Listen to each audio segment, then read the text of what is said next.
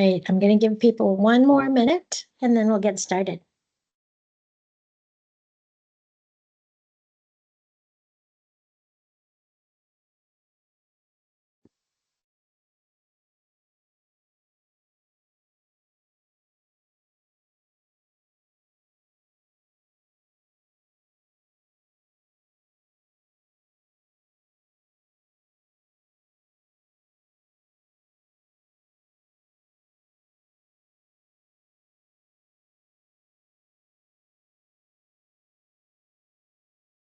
All right, welcome everyone, and thank you very much for attending today's webinar.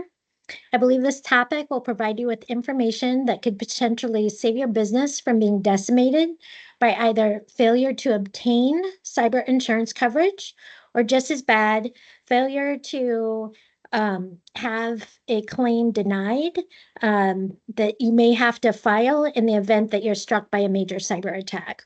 So what's happening is the cyber insurance market is undergoing radical changes, and those changes are making it harder than ever to get coverage, to keep your coverage, and actually get your claims paid in the event that you have to file them.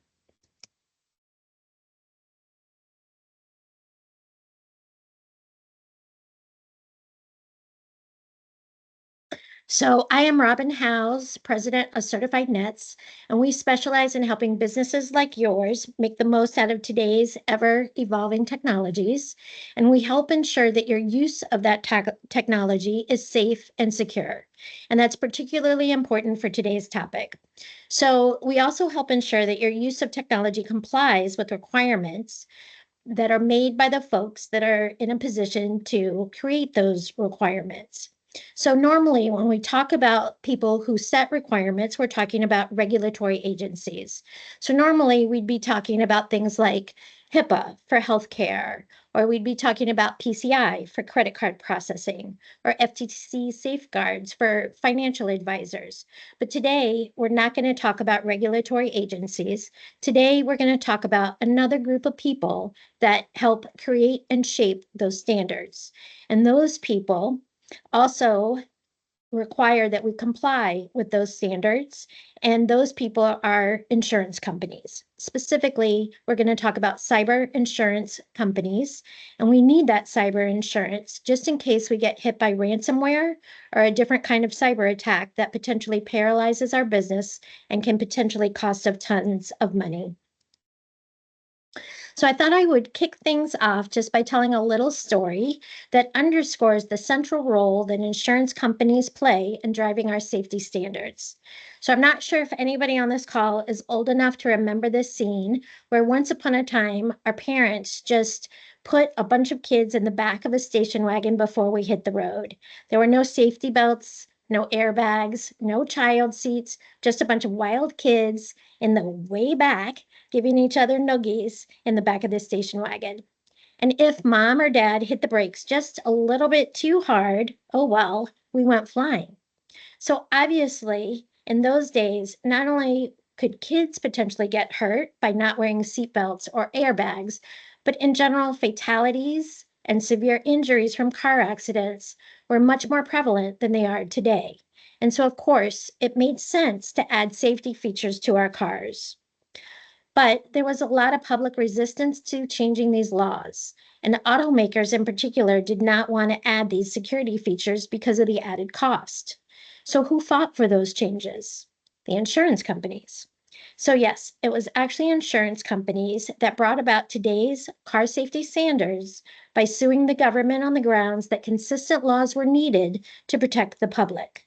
And why did insurance companies do that? Because they were losing a massive amount of money paying out claims for car-related injuries and deaths. So the fact remains that insurance companies are one of the main reasons that our kids are buckled up and secure when we drive them places. And just so you know, insurance company actuaries and underwriters are still creating economic incentives for auto safety today. And that is why they want to know the make and model of our car before they give us a quote for car insurance. And it's also why they want to put a monitor in our car to be able to track our driving behavior. because the safer we are as drivers, the less likely we are to get into an accident, and the more money the insurance company can save by not having to make a claim. And insurance companies hate paying claims. So safety standards change, and insurance companies play a central role in determining those standards because of their own economic interests. And they're not the government, but insurance companies still have the power to impose those standards on us. Because if we do not meet those standards, then we do not get the coverage. And if we lose the coverage, then we are at risk. Plus, you might not know this, but insurance companies manage more than 10% of all the capital in the world. They even have the power to drive public policy. And that is why the police will ticket you for failing to comply with what is essentially an auto insurance standard. So insurance companies will take you to court for non-compliance, and we can look at an example recently that was brought about by ICS, a company that thought it was fully insured when it got hit by a cyber attack. But when they filed their claim, Travelers, their insurance carrier, did a little digging, and they found out that while ICS may have been compliant when they first qualified for their cyber insurance policy, later on, at the time that ICS was attacked, it turned out that ICS had slipped a little. So Travelers did not just deny their claim, they actually sued ICS for fraud. And ICS lawyers knew that ICS could not defend itself against that charge because ICS's failure to maintain compliance, along with its decision to file a claim under a policy which required them to maintain that compliance, did in fact constitute a type of fraud. So insurance companies are very powerful, and they're not playing around when it comes to compliance with their underwriting standards. Okay, so with that introduction and that setting of the stage, let's move on to today's agenda. Basically, I'm going to cover 5 pieces of information with you. First, we're going to review the critical importance of cyber insurance, just in case you might think that cyber insurance isn't something that you should be concerned about. And next, we're going to go over just a quick snapshot of some of the radical changes in cyber insurance recently. Third, we're going to get a crash course in the new, more stringent standards that insurance companies are requiring their policyholders to comply with. And if those policies want to get insured, stay insured, and get paid for their claims, they need to comply with these policies. Fourth, we're going to look at a simple action plan that you can take to make sure your business is properly insured, since that insurance is so essential for managing business risk. And finally, we're going to review a special offer that I think is terrific for companies in your position, given the high risk that we face for cyber attacks and the related risk that we face from insurance companies that don't want to cover us unless we meet their extremely high standards for cyber safety. So first, is cyber insurance necessary? The simple answer is yes. We all need cyber insurance because cyber insurance is a key component of any organization strategy for managing business risk. We can try to be as safe as we want, and as you all know, I encourage everyone to be very rigorous when it comes to cybersecurity, but there's still a chance that we will suffer a cyber attack. So even if we do an hour of cardio every day, and even if we only eat organic food, we still need health insurance. Even if we drive very safely, we still need car insurance. So insurance is our protection against potential intolerable financial impact, just in case something goes wrong, despite our very best efforts. So you probably don't leave your front door unlocked. You may have a magnificent home security system, but you probably still insure your home against theft as a matter of last resort. At least that's what insurance is for. That's its value. That's why we have it, if we're smart. So I'm not one to engage in scare tactics when it comes to this topic, but the reality is that anyone can get hit by a cyber attack at any time. Being small does not mean that we're safe, and being careful does not mean that we're 100% immune. Unfortunately, there is better than a 50-50 chance that we'll experience something this year. And again, the impact of what we experience, it may not be significant enough to warrant filing a claim, but we never know. Then again, we may need to. This number speaks for itself. The likelihood of you successfully surviving a cyber attack goes way down if you don't have cyber insurance. And cyber insurance is not something you can just decide to get or not get based on your own personal tolerance for risk. Your customers and your suppliers want you to be insured as well. Because if you are not insured, you are by definition a bad business risk for them.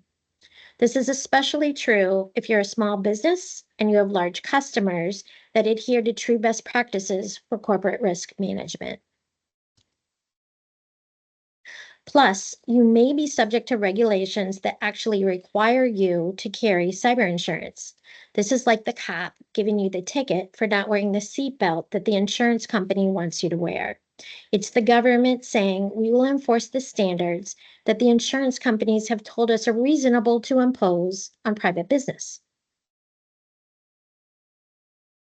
And we also cannot assume that we have cyber insurance coverage just because we have a very good umbrella policy with our insurance carrier.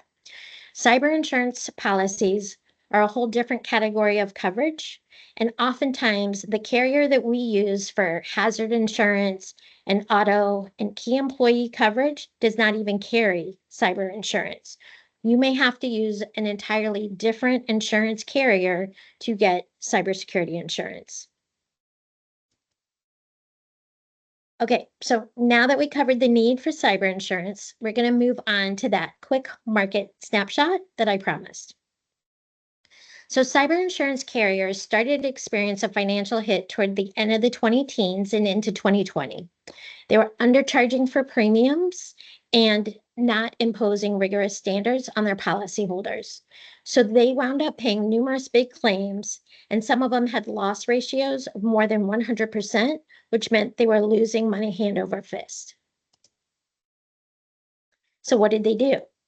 Obviously, they increased premiums and by a lot. They increase or decreased coverage and by a lot.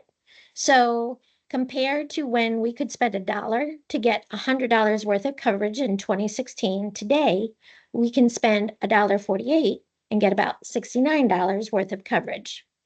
But even more critically, the insurance companies have gotten very serious about their standards. So they're going to give you a checklist where you have to do a much longer number of tasks and a more detailed list of criteria than they used to provide just a few short years ago.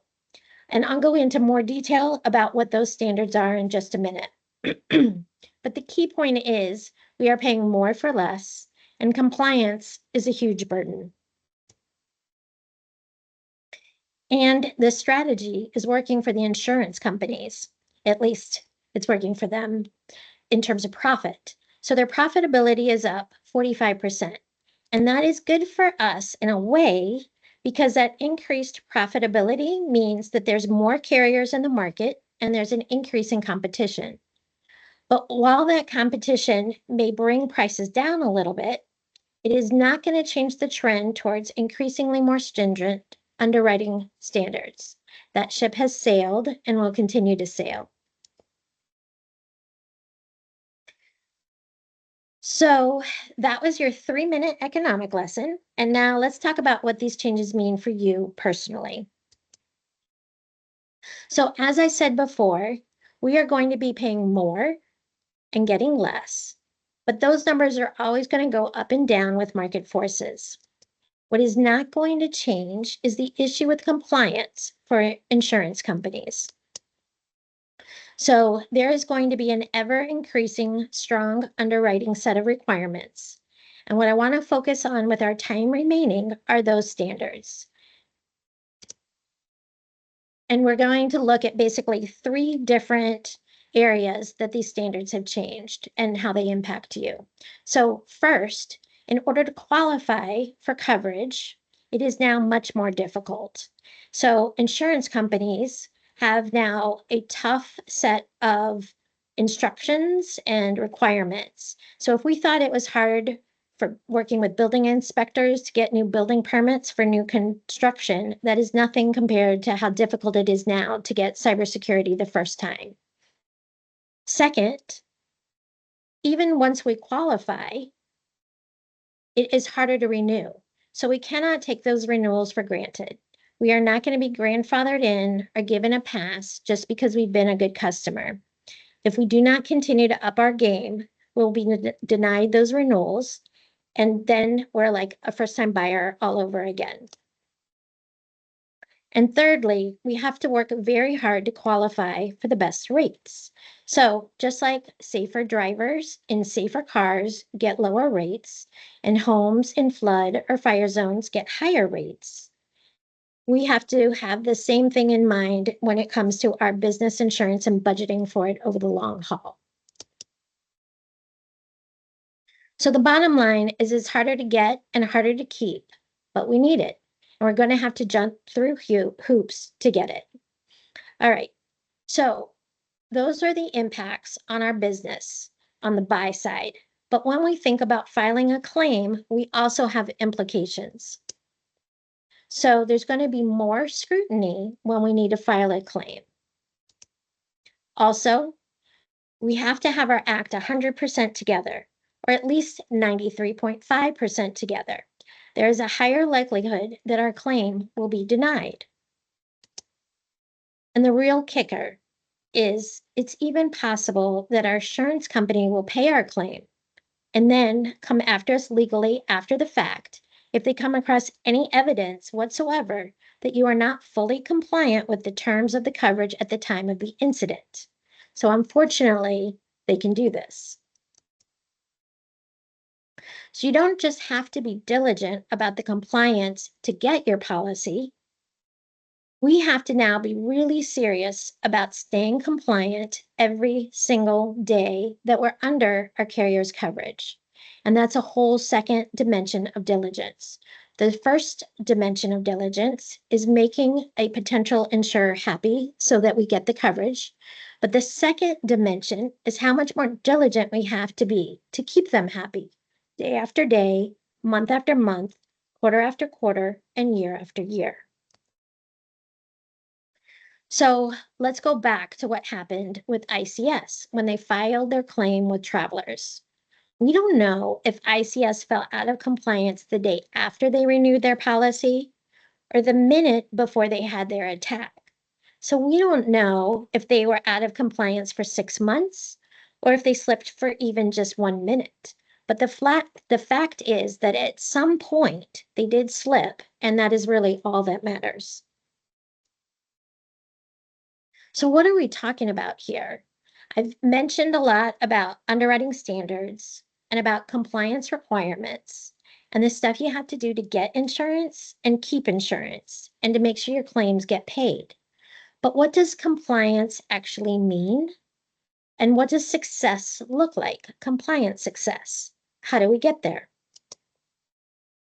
So first, let's clarify some definition. Standards describe what insurance companies expect you to do.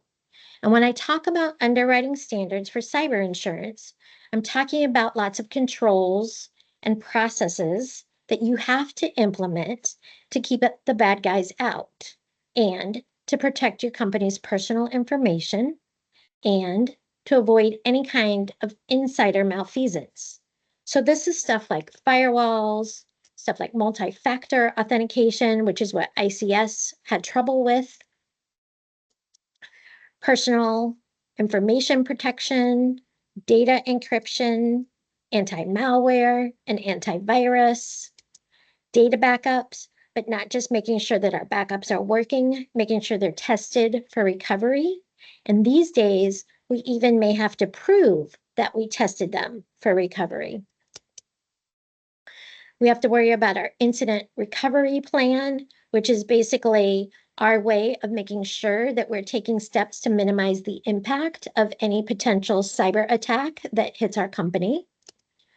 We have to train our employees to comply with the policies regarding data access and data protection and not clicking on spammy emails so they don't let the wolf in.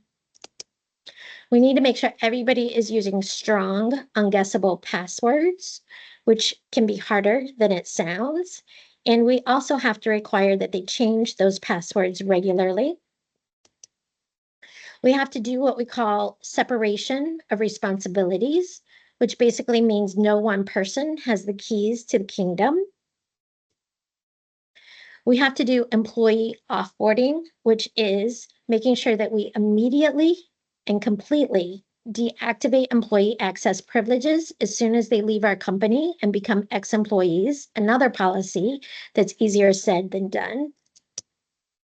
And then we have to do this thing called periodic third-party pen testing, which I'm definitely going to be talking more about because this is the foundational key to this whole insurance puzzle. So this is a 60-second overview of the actual material requirements that insurance companies will specify in their underwriting standards, which again is the stuff that they want you to do. So these are the standards. So now, what is compliance? Compliance is basically doing those things that the insurance company wants you to do. Pretty simple. It doesn't mean that achieving compliance is simple. It just means that the relationship between them wanting you to do something and you doing something so that you're in compliance, that concept is simple. But as you can see, when you look at this list of requirements, being in compliance can be a very heavy lift. So here's the thing. Compliance just by itself is absolutely insufficient for what we call compliance success. Because if you want to be successful, if you want to qualify for cyber insurance, if you want to qualify for the renewal, if you want to have a high degree of confidence that your claims that you file will be paid, if you want to have a high degree of confidence that you won't get sued by your insurance company for attempting to file a claim under false pretenses, if you want all of that, then what you have to do is more than just being compliant. You have to be able to show compliance. You have to prove it and has to stand up to an audit. You have to have documentation and reports and records to prove that you did what you were required to do. And you have to be able to prove this to someone who is actually intent on finding some little gotcha so that they can show that no, you weren't in compliance in this area or that area. So real compliance success is about rock solid documentation. Again, let's go back to the lesson from ICS. It did not matter what ICS did, it mattered what ICS could prove. So this is why I believe that periodic third-party pen testing is so central to cyber insurance these days. Today's company regulatory agencies require third-party pen testing. It's a given. But the real reason they're requiring it is because it's such a great way to empirically verify that you're in compliance. It's a test or an assessment or a compliance exam or whatever you want to call it, but it's a test from an independent third party. So it's not you saying that you're compliant. It's not me as your compliance as a service provider saying that you're compliant either. It's someone else. It's someone with no skin in the game, kind of like the lab where the doctor sends your blood work for blood testing, or the mechanic that you go to for a second opinion on a used car before you buy it. So if you take nothing else away from this webinar, please remember that periodic third-party pen testing is how you verify ongoing compliance.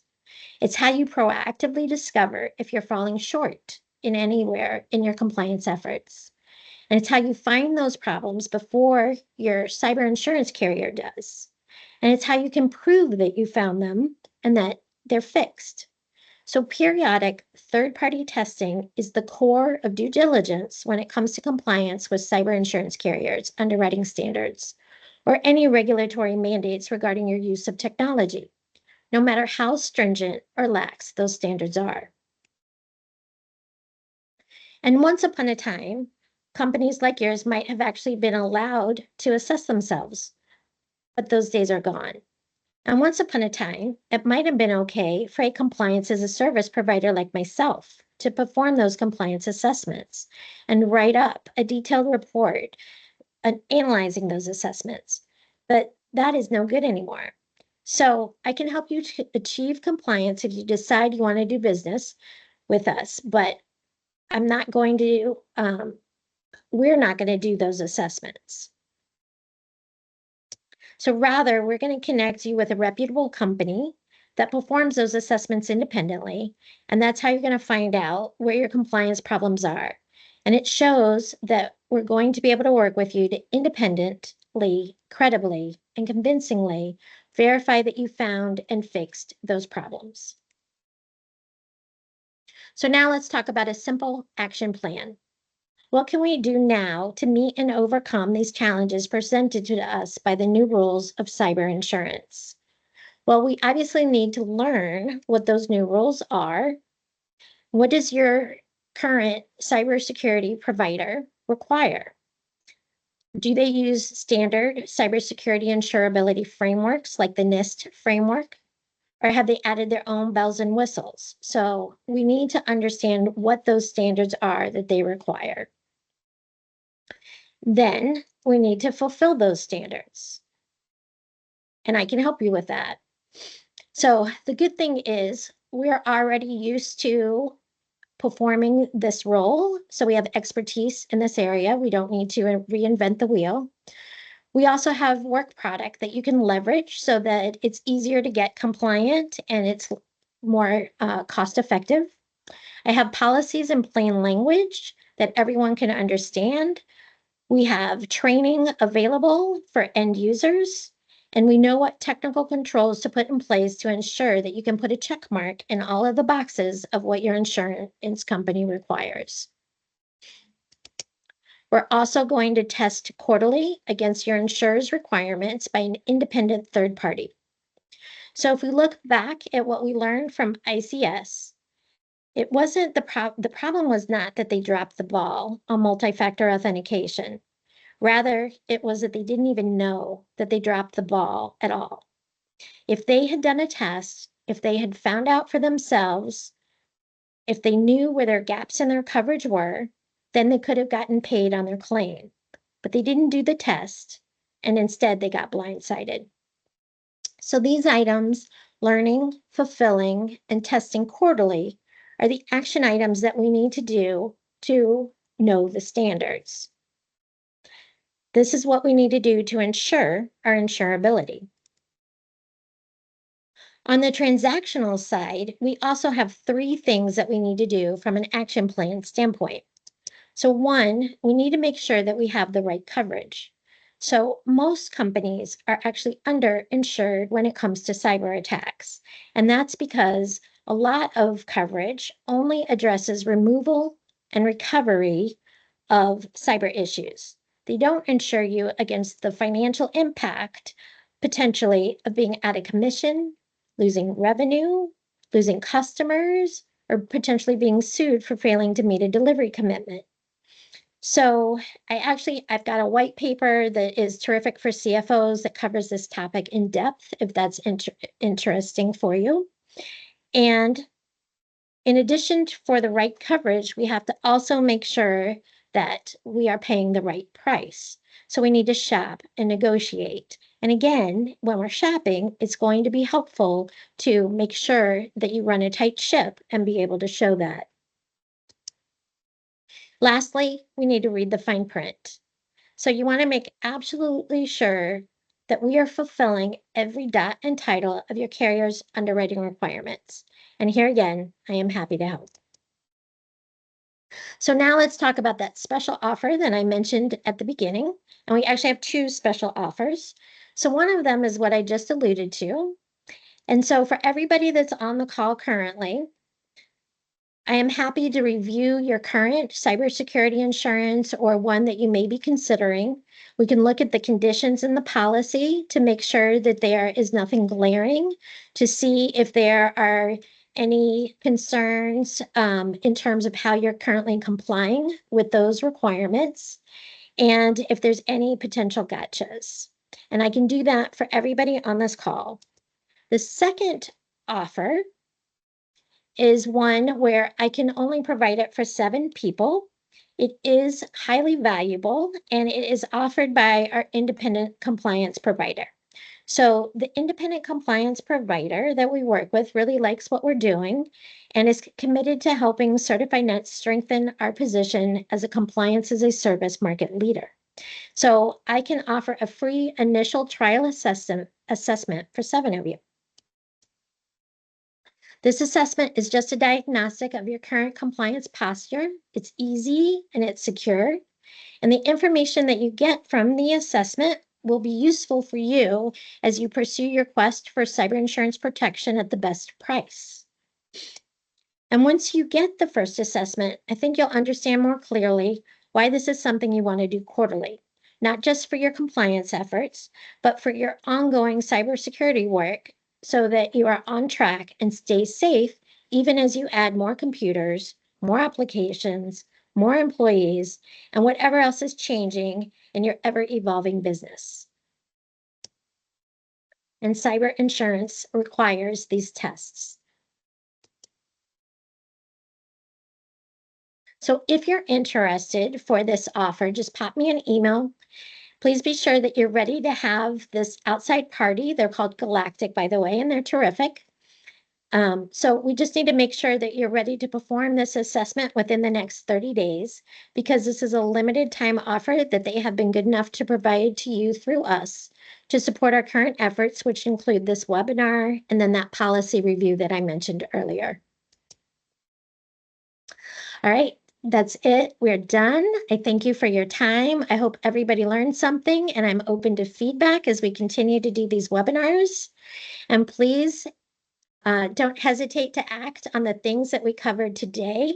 And if you're interested, shoot me an email and we can talk about that third-party penetration testing, that initial trial. And even if you need to digest this information, you're not ready to sign up right away, don't hesitate to give me a call. Cyber insurance is really important and it can be such a pain. And we want to help you reduce that pain and maximize the gain. So feel free to pop me an email and we'll keep it simple. Thanks again. Have a great rest of your day.